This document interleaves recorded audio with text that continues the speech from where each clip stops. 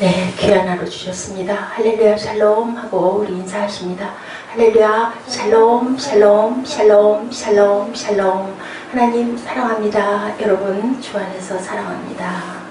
오늘 사순절 열흘째 되는 날 저희들 함께 63편 시편 63편이죠. 유다 광야에 있을 때 하나님에 대한 열망. 네, 다윗이 유다 광야에서 하나님을 앙모하는 그러한 시를 이렇게 우리 찬양을 많이 하죠. 주의 인자하심이 생명같이 이 찬양 많이 하는 찬양입니다. 하나님의 주는 나의 하나님이시다. 내가 간절히 주를 찾되 물이 없어 마르고 황폐한 땅에서 내 영혼이 주를 갈망하며 내 육체가 주를 앙모하나이다. 내가 주의 권능과 영광을 보기 위하여 이와 같이 성소에서 주를 바라보았나이다. 이러므로 나의 평생의 주를 송축하며 주의 이름으로 말미암아 나는 손을 들리이다. I will lift up my hands라고 얘기합니다. 나는 I will praise you as long as I live. 그리고 and in your name. 당신의 이름을 송축하나이다. 골수와 기름진 것을 먹은 것 같이 나의 영혼이 만족할 것이라. 나의 입이 기쁜 입술로 주를 찬송한다. 내가 나의 침상에서 주를 기억하며 새벽에 주의 말씀을 작은 소리로 읊조릴 때에 하오리니 주는 나의 도움이 되셨습니다. 내가 주의 날개 그늘에서 즐겁게 부르리이다. 나의 영혼이 주를 가까이 따르니 주의 오른손이 나를 붙드시며 카르셀에게 넘어져 승야의 미의 먹이가 되리이다. 나의 영혼을 찾아 멸하려 하는 그들은 땅 깊은 곳으로 돌이켜 칼의 세력에 멸하여진다. 이렇게 고백하죠. 이렇게 아름답게 고백하는데 하나님이 지키시고 보호하시지 않으실 리가 없죠. 만약에 우리가 하나님 자리에 있고 우리가 부모를 하더라도 자식이 이렇게 부모를 찾고 앙모하는데 어떻게 그 아들을 그냥 버리겠습니까? 영원히 주를 갈망하고 성소에서 주를 바라보고 내 입술이 주를 찬양한다 라고 이렇게 고백합니다. 그리고 나는 내 손을 들리다. 만족한 내 영혼이 주를 찬양하고 앙모한다. 얼마나 광야에서 힘들고 고달프고 덥고 춥고 배고프고 할까요? 그렇죠? 근데 내 영혼이 만족한다. 골수와 기름진 것을 먹으면 동물을 잡아 큰 잔치를 벌이는 일을 가리켜요. 시는 하나님으로 인한 내 영혼이 이런 큰 잔치로 만족하는 것 같은 그런 마음이다. 배가 부르다 좋은 음식을 먹음이 육체의 기쁨이라면 하나님과 주야로 교제하며 찬양과 기도를 드리는 것은 더할 나위 없는 영혼의 기쁨의 잔치다. 이렇게 고백하죠. 영혼을 찬양합니다. 누가복음 1장 46절에도 증거하고 있습니다. 그리고 주의 날개 그늘에서 즐거이 나는 이 노래를 부른다. 구원의 기쁨을 노래하고 구원의 날을 노래하는 그러한 다윗입니다. 그리고 또한 주의 오른손으로 나를 붙든다. 주를 가까이 따르는 나의 영혼이다. 넘어지나 아주 엎드러지지 아니한다고 하죠. 시편 37편 24절. 우리 늘 나는 넘어지지만 하나님께서 붙잡고 계시니까 아주 엎드러지지 않는다. 아브라함의 자손을 붙드시는 하나님. 히브리서 2장 16절 17절 18절입니다. 이는 확실히 천사들을 붙들어 주려 하심이 아니요 오직 아브라함의 자손을 붙들어 주려 하심이라. 그러므로 그가 범사에 형제들과 같이 되심이 마땅하도다. 하나님의 일에 자비하고 신실한 대제사장이 되어 백성의 죄를 속량하려 하심이라. 그가 시험을 받아 고난을 당하였은즉 시험 받는 자들을 능히 도우실 수 있느니라. 주님의 시험을 받아보셨기 때문에 시험 받은 자들을 도우신다. 우리가 아파봐야 아픈 사람 심정 안다고 하죠. 아이 낳는 해산의 고통이 얼마나 큰지 아이를 낳은 여인들은 알기 때문에 그래서 더 사랑이 많고 자녀를 기르는 것이 천사를 보냅니다 라고 말씀하고 계십니다. 대적들의 말로가 어떻다고요? 시인은 자신을 대적하는 자들에 대해 저주를 합니다. 그들이 땅 깊은 곳에 들어가며 칼의 세력에 붙임받으여 신앙의 밥이 승량의 밥이 될 것이라고 저주하죠. 이러한 저주는 신의 개인적인 원한으로 말미암음이 아니고 하나님을 대적하는 자들에 대한 이말 하나님의 공의로운 심판을 이렇게 예언합니다. 이렇게 그 나라와 의를 구하는 자에게 이렇게 기도하는 자에게 하나님께서 답을 주셨던 이는 시인이 하나님을 가까이에 복받는 자신과 악한 대적을 대조하여 묘사하고 있습니다. 궁극적으로 그리스도를 대적하는 자들에 대한 영벌을 의미하고 있죠. 왕이 하나님을 즐거워한다. 시인은 왕이 하나님을 즐거워하리라고 증거합니다. 자신이 왕으로 하나님을 사랑하고 섬겨서 하나님의 법에 따라 백성을 다스릴 때 의인은 복을 받고 악인은 징벌을 받는 하나님의 공의가 세워질 것을 이렇게 노래하고 있습니다. 이러한 공의로운 왕이 통치하는 나라는 궁극적으로 그리스도의 통치 속에 성취되어질 것이다. 하나님을 즐거워하는 나라가 복되고 공평한 나라로 그리스도의 재림으로 임하게 될 영원한 하나님의 나라다.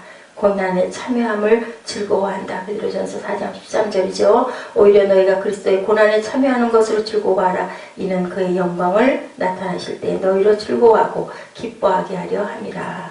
베드로전서 14절 4장 14절에 그리스도의 이름으로 시욕을 당하면 복 있는 자로다.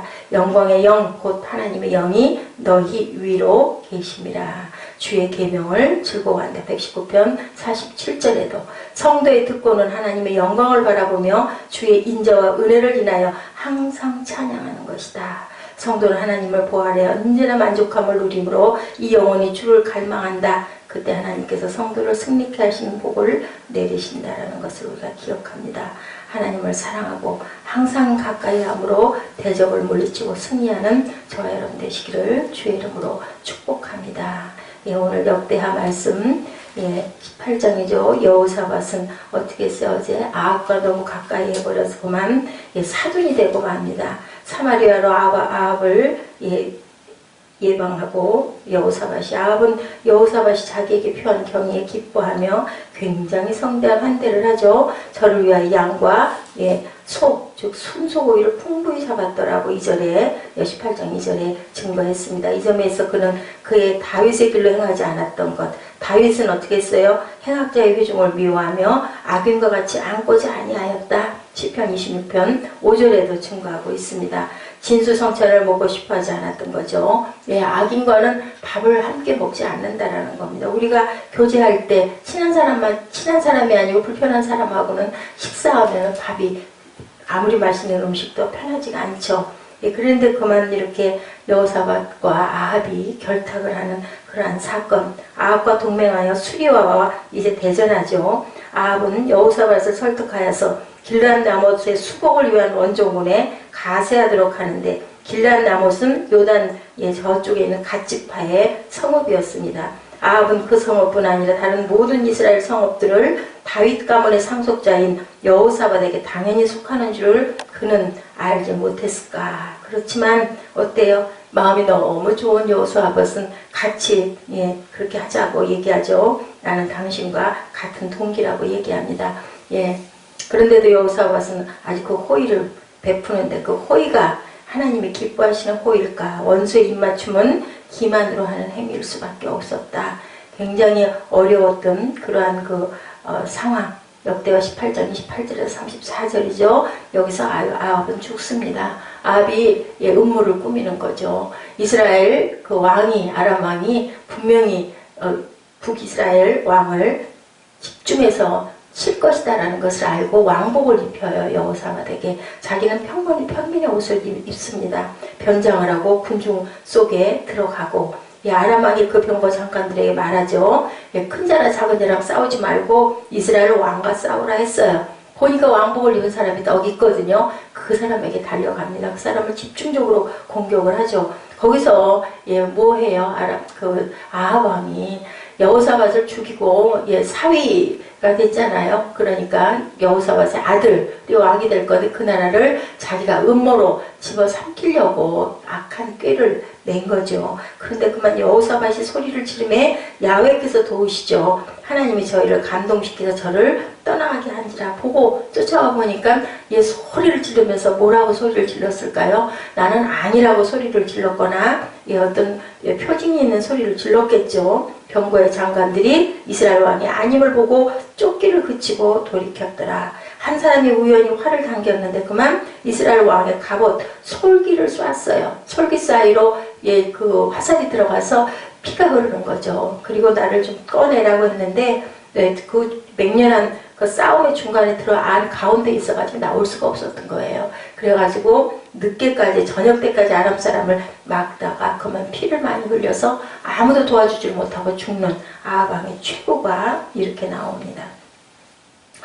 예, 부르짖으며 헛되지 않았던 거죠. 그 소리 지를 때 하나님께 소리 질렀지 않았을까? 그 내용은 나와 있지 않지만 하나님이여 나를 도우소서 하지 않았을까 싶어요. 왜냐하면 여호사밧은 그래도 하나님을 사랑하는 마음이 있기 때문에 자기 하나님께 구조를 하고 도와달라고, 그분 말고는 누가 나를 도와줄 것이냐 하고 소리 지르지 않았을까 싶습니다. 하나님은 모든 사람의 심령을 장악하시고 당신의 목적을 충족시키기 위해서는 악일, 범인, 상대방, 적군을 가지고도 이렇게 이용해서 악한 자를 죽이는 그러한 사건을 일으키신다라는 거. 사악한 악은 자기를 변장시키고 무장함으로 안전하게 보호할 수 있다고 제가 꾀를 부렸지만 그 꾀 위에 하나님께서는 어떻게 하세요? 코람되어 하나님의 눈동자같이 바라보고 계셨다. 어떠한 기술이나 무장으로도 하나님이 멸하시기로 작정한 자들은 죽을 수밖에 없다라는 것을 우리가 여기서 귀하게 깨닫고 느낍니다. 하나님께서 보호하시고자 하는 자들은 아무도 해칠 수가 없다. 그리고 하나님께서 멸망시키고자 하는 자들에게는 아무것도 피난처가 될 수 없다라는 것. 다윗처럼 이렇게 고백하는 그런 마음, 하나님을 끝까지 악무하고 찬양하며 따르겠다라는 그런 마음을 가지고 있는 자를 하나님께서는 절대로 물리치지를 않으신다라는 거죠. 어느 목사님이 길을 가다가 근처에 사는 교인댁 한 곳이 생각났다고 해요. 그 목사님은 내가 여기까지 왔으니 그 댁을 신방하고 가리라 마음을 먹습니다. 예고도 없이 목사님의 방문을 받으니 신방받은 집에서는 반갑게 목사님을 맞이했어요. 예, 자세히 앉아 말합니다. 생각나는 성경 구절이 있어서 말씀을 전하러 제가 잠깐 들렸습니다. 성경을 갖고 오십시오. 그랬더니 그 부인이 반갑기도 하고 고맙기도 하고 또 자랑도 하고 싶고 아들을 불러요. 아들을 불러가지고 엄마가 가장 사랑하는 책을 너 좀 가서 갖고 와라 그렇게 얘기를 했더니 아이가 쭈르륵 뛰어가더니 딱 책을 갖고 왔는데 백화점 구인 물품 폼 목록에 있는 그런 책자를 들고 왔다고 합니다. 예, 그 가정의 신앙 정도 그리고 어린이 말과 행동에서 그런 모든 것들이 밝혀진다라는 거. 이런 어린아이와 같은 심령을 가져야 절대로 그 아이는 그런 부분에 대해서 엄마를 생각하는 그런 마음보다는 바르게 한 거죠. 자녀 교육의 첫 번째 법칙을 가르치는 교훈이나 기념보다는 본보기가 훨씬 많이 달려있다라는 거. 부모의 됨됨이가 그들의 말하는 것보다 우세하다는 거. 우리의 믿음이 자녀를 교육한다라는 거. 믿음을 주는 것밖에는 아무것도 재산이 없다라는 거. 아비들아 너희 자녀를 노엽게 하지 말고 오직 주의 고향과 훈계로 양육하라. 예, 어때요? 바닷개가 자기는 옆으로 다니면서 새끼들에게 앞으로 가라고 훈련시키면 예, 그 바닷개 자녀들이 앞으로 갈까요? 따라서 옆으로 간다라는 거죠. 부모가 바른 본을 보여줘야 되겠다.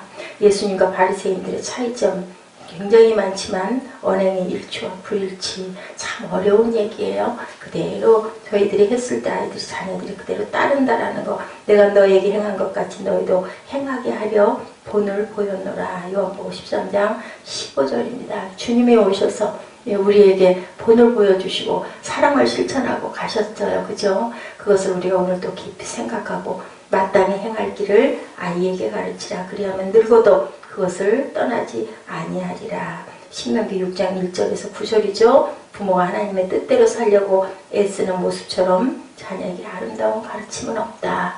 우리가 우리 후대에게 꼭 자녀가 아니어도 그죠? 우리 다음 때들에게 열심히 하나님을 증거하는 그런 삶이 되십시다. 슈바이처 박사에게 성공적인 자녀 교육에 대해서 세 가지를 말하라 했더니 슈바이처 박사는 첫째도 본보기, 둘째도 본보기, 셋째도 본보기다. 인생을 성공적으로 사는 사람은 자녀 교육에도 성공한다는 거죠. 인생을 성공하는 사람은 자기 개발을 하기 때문에 생활에도 보이는 모험이 결국 자녀를 성공으로 이끈다. 예, 이렇게 얘기합니다. 여호사밧 왕, 그리고 또한 그 위에 아사 왕, 그리고 또한 솔로몬 왕, 그리고 다윗 왕. 예, 남유다에는 이렇게 하나님을 경외하는 왕들이 그럼에도 불구하고 흠이 있죠. 그럼에도 불구하고 우리가 본받지 말아야 될 부분들이 있다는 것은 우리 인생이 누구도 완벽한 자는 없다. 오직 주님의 교양과 주님의 말씀과 훈계로 저희들이 자녀도 후대도 후손도 우리 뒤에 올 믿음의 자녀들에게도 영적인 그런 아비의 모습이 되어야 되겠다. 그러므로 사랑을 받는 자녀같이 너희는 하나님을 본받는 자가 되고 그리스도께서 너희를 사랑하신 것 같이 너희도 사랑 가운데 행하라. 그는 우리를 위하여 자신을 버리사 향기로운 제물과 희생제물로 하나님께 드리셨느니라. 에베소서 5장 1, 2절 말씀입니다. 오늘 하루도 하나님 안에서 또한 주님의 그 보혈의 공로 그리고 사랑 안에서 승리하는 귀한 하루, 또한 3월을 이제 준비하는 귀한 성찬을 준비하는 그러한 2월 마지막 날 되시기를 주님의 이름으로 축복합니다. 기도하시겠습니다.